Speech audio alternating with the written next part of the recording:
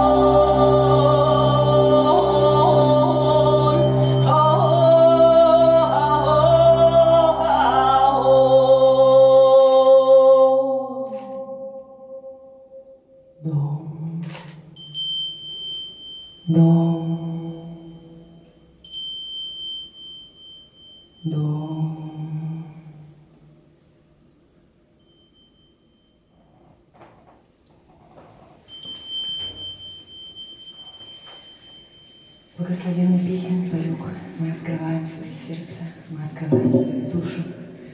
И двигаясь далее, разрешите вам подарить чистый звук хумуса, подарить его исцеляющую песнь. Вся музыка народа Саха посвящена природе, посвящена Матушке Земле, посвящена трем началам Юсь-Кут. И Екут — мать. Это генная память, память предков, мудрость предков. Боркут — это земля, это тело, это наше здоровье физическое. И Салгын-кут — воздух. Салгын-кут — это душа, то, что мы улучшаем в себе на протяжении жизни, не считая Екут, который нам уже было дано при рождении. И вот вся музыка И шаманизм, в том числе белый шаманизм, он именно направлен на поиск и становление на этот путь гармонизации всех трех начал. Üskut.